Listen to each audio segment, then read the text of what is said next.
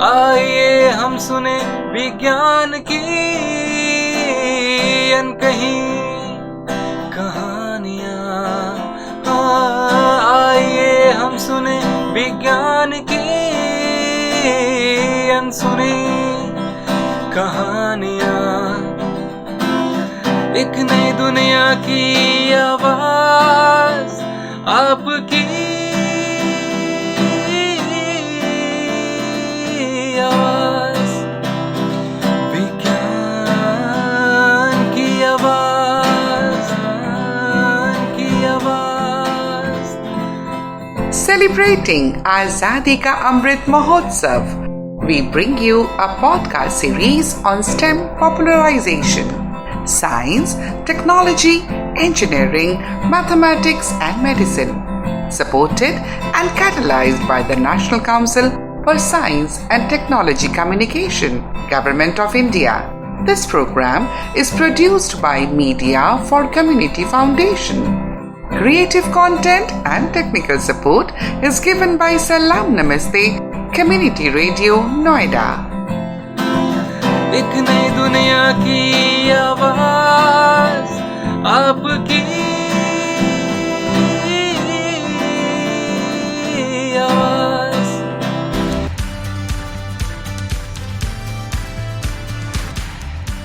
आज की प्रमुख स्टेम पॉपुलराइजेशन जानकारियाँ। भारत अंतर्राष्ट्रीय विज्ञान महोत्सव भोपाल में होगा वैज्ञानिका विज्ञान साहित्य महोत्सव कार्यक्रम।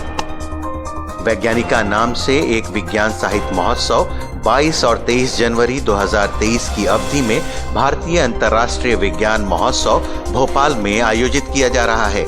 इस वैज्ञानिका आयोजन का स्थान मौलाना आजाद राष्ट्रीय प्रौद्योगिकी संस्थान भोपाल के मैकेनिकल इंजीनियरिंग विभाग का सभागार है।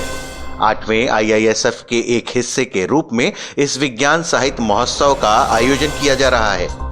उद्घाटन सत्र में DSIR की सचिव और CSIR की महानिदेशक डॉक्टर N कलेसेल्वी, विज्ञान भारती के अध्यक्ष और CSIR के पूर्व महानिदेशक डॉक्टर शेखर C मंडे तथा CSIR NISCPR की निदेशक प्रोफेसर रंजना अग्रवाल सम्मिलित होंगे। वार्षिक भारत अंतर्राष्ट्रीय विज्ञान महोत्सव जो इस बार अपने 8वें संस्करण में है, विज्ञान और प्रौद्योगिकी के परिणामों का प्रदर्शन और उनका उल्लास मनाता है। IISF का लक्ष्य जनता को विज्ञान से जोड़ना और यह दिखाना है कि कैसे विज्ञान, प्रौद्योगिकी, इंजीनियरिंग और गणित हमारे जीवन को बेहतर बनाने के लिए समाधान प्रदान करते हैं। इस वर्ष IISF का समन्वय और आयोजन पृथ्वी विज्ञान मंत्रालय, विज्ञान और प्रौद्योगिकी मंत्रालय एवं विज्ञान भारती द्वारा किया जा रहा है।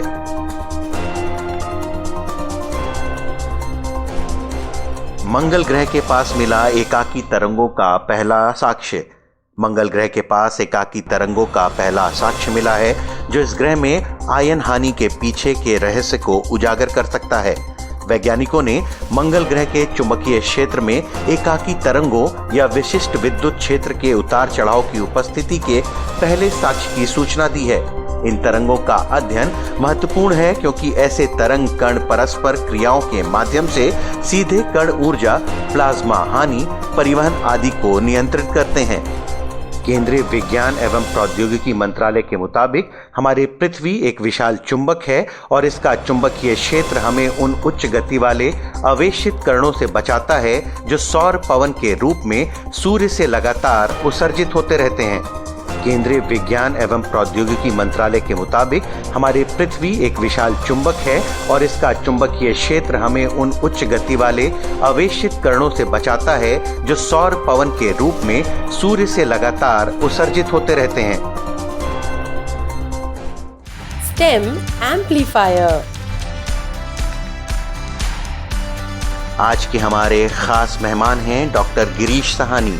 डॉक्टर साहनी पूर्व सेक्रेटरी DSIR और CSIR के पूर्व महानिदेशक रह चुके हैं।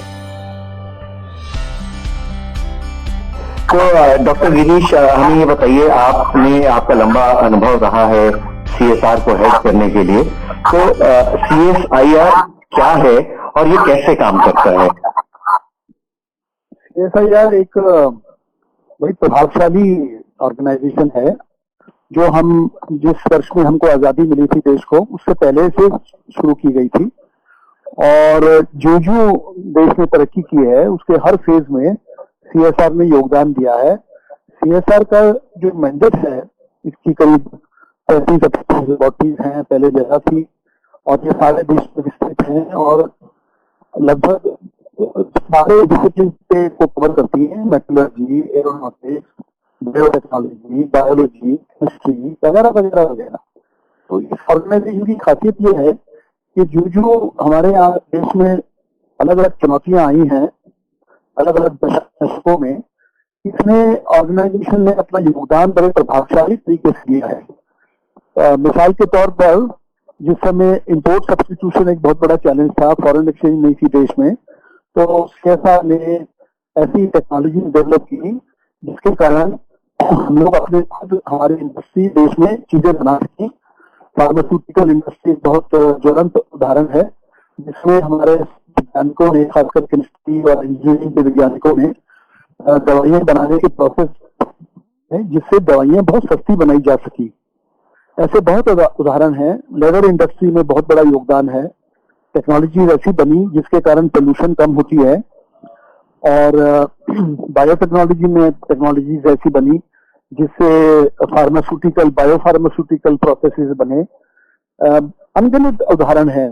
संक्षेप में ये ऑर्गेनाइजेशन ऐसी है जिसमें बहुत अच्छे लेवल का, बहुत उच्च श्रेणी का विज्ञान किया जाता है, फंडामेंटल साइंस भी की जाती है अलग अलग डिसिप्लिन में, और उस साइंस में से किस तरह से एप्लीकेशन देश के लिए बनाई जाए इंडस्ट्री के साथ मिलके, चाहे वो बड़ी इंडस्ट्री हो चाहे छोटी न्यूनतम इंडस्ट्री हो, MSME वगैरह हो, उनके साथ जोड़ लगा के मार्केट में प्रोडक्ट्स लाए जाते हैं, और इसमें बड़ा हमारा गौरवपूर्ण इतिहास रहा है। CSR की जरूरत जो है, आवश्यकता, वो अभी भी बनी हुई है, बल्कि और ज्वलंत है, क्योंकि अब आत्मनिर्भर भारत का जो एक तरह से एक बहुत बड़ा नारा दिया गया है और चुनौती है जिसमें देश को आगे प्रगति करनी है, उसमें CSR का योगदान बहुत नए फेज में जरूरी है। कोविड के दौरान हमने देखा कि किस तरीके से कभी कभी आपातकालीन में हमारे साइंटिस्ट, वैज्ञानिकों ने सिर्फ CSR नहीं और डिपार्टमेंट्स में भी और इंडस्ट्री में भी वैक्सीन बनाए गए, और वैक्सीन बनने के बाद उनको उस लेवल पे अपग्रेड किया गया जिससे कि हमारे लगभग 80% लोगों को वैक्सीन दिया गया। हालांकि हमारे पर बहुत लिमिटेशंस हैं इस देश में, अमेरिका और वेस्टर्न कंट्रीज की तरह कैश रिच नहीं है, फिर भी हमारे वैज्ञानिकों ने, हमारे इंडस्ट्रियलिस्ट ने एकजुट करके जो आगे प्रगति दिखाई, उस और क्षेत्रों में भी अब वो प्रगति दिखाने का मौका आया है। और हमारे सामने चुनौती ये है CSR जैसी ऑर्गेनाइजेशन में खासकर, कि हमें वर्ल्ड क्लास टेक्नोलॉजीज बनाएं जो वर्ल्ड के अंदर छाएं और लोगों की मदद करें, और सिर्फ भारत की नहीं बल्कि सारे विश्व के लिए टेक्नोलॉजीज बनाएं। और ये चुनौती ऐसी है जिसमें मेरे को पूरा विश्वास है कि भारत खरा उतरेगा, क्योंकि हमारे यहाँ जो वैज्ञानिक हैं, जो टेक्नीशियन हैं, जो इंडस्ट्रियलिस्ट हैं, और गवर्नमेंट की भी सपोर्ट बड़ी जबरदस्त है। तो ये सारों के सम्मिश्रण से हम इस चुनौती पे आगे बढ़ेंगे। हमारे यहाँ जिस तरह के बहुत बड़ा रेवोल्यूशन केमिकल ड्रग्स में हुआ था 1970s 80s में, आज आप देखेंगे बड़ी बड़ी इंडस्ट्री, वर्ल्ड क्लास इंडस्ट्री है, रनबैक्सी थी पहले, सिप्ला है वगैरह वगैरह, डॉक्टर रेड्डीज लेबोरेटरी है वगैरह। तो उसी तरह से बायोटेक्नोलॉजी में एक रेवोल्यूशन हुआ था।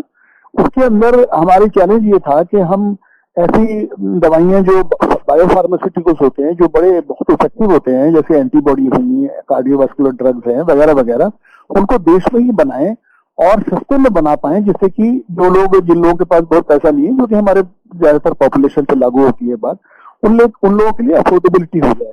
जब मैंने अपने कैरियर की शुरुआत की अर्ली 1990s में, मैं PhD IISc से करके और विदेश 4-5 साल रह के जब भारत वापस आया, चंडीगढ़ की एक लेबोरेटरी CSR की, इंस्टीट्यूट ऑफ माइक्रोबियल टेक्नोलॉजी, उसमें मैं वैज्ञानिक के रूप में भर्ती हुआ।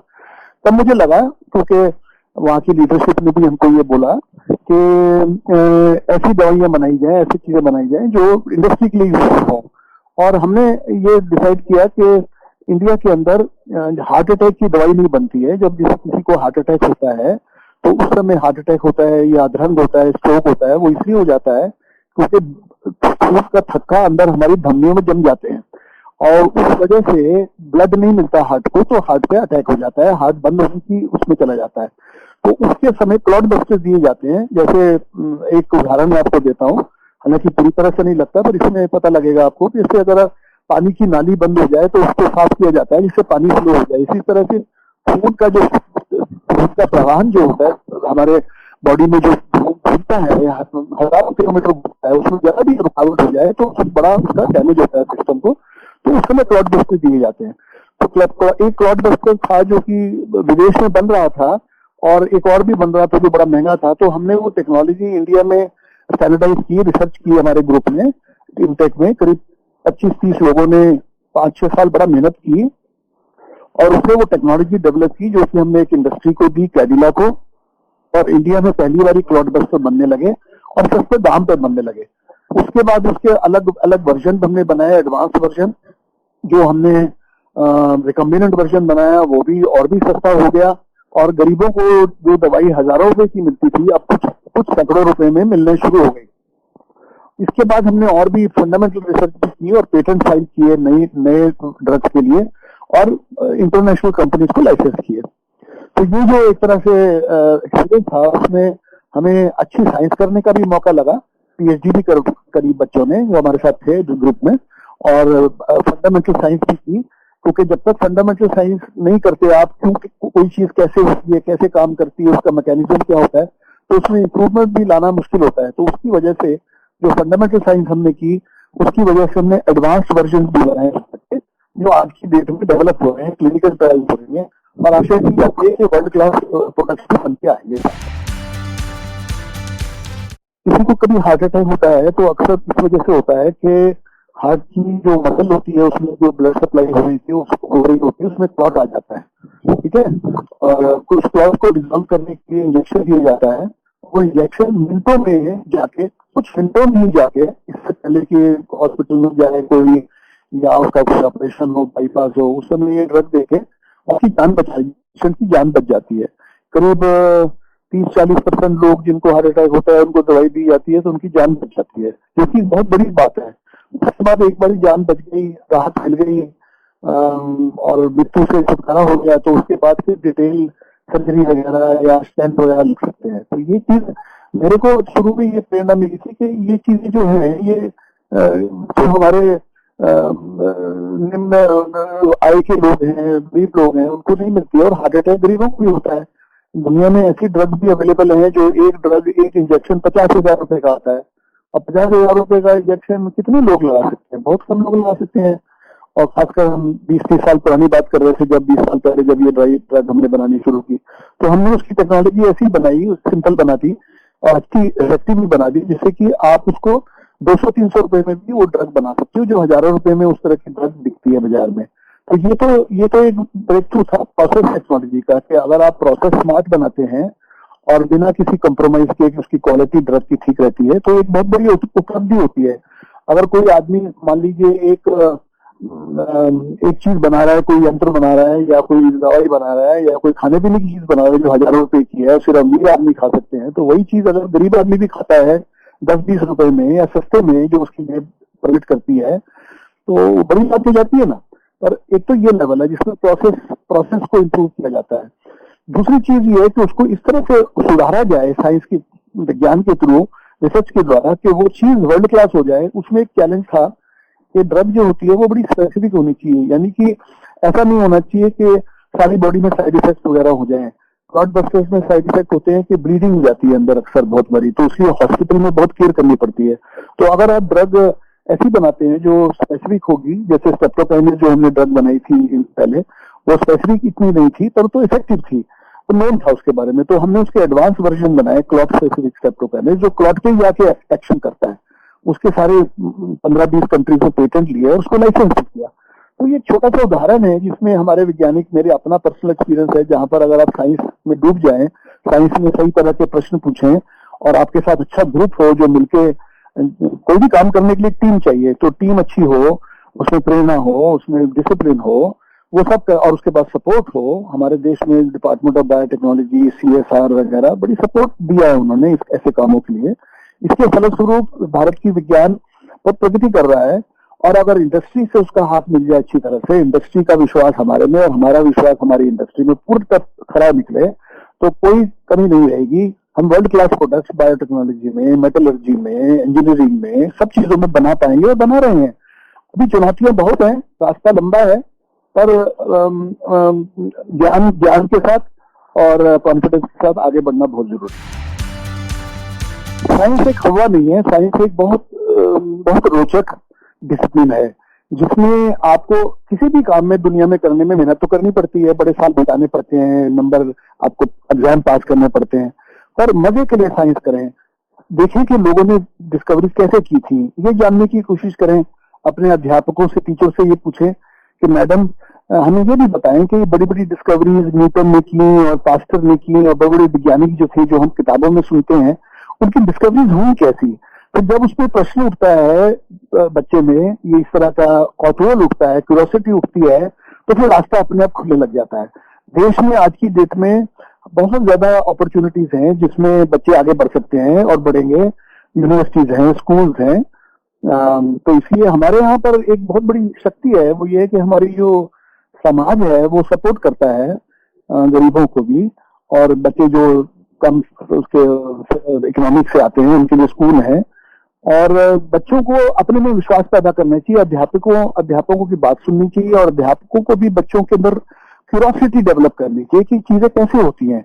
सिर्फ नॉलेज और डेटाबेस से काम नहीं चलता, क्यूरियोसिटी अगर हो, कौतूहल हो, और मन में एक भूख हो कि ये चीज कैसे होती है, ये फिनोमिनन कैसे होते हैं, तो किताबों में जाएं, प्रयोगशाला में जाएं, तो साइंस जैसा, विज्ञान जैसा करियर कोई नहीं है, क्योंकि उसमें हर दिन आप नई चीजें जानेंगे, आपको पता लगेगी। बहुत बहुत शुक्रिया।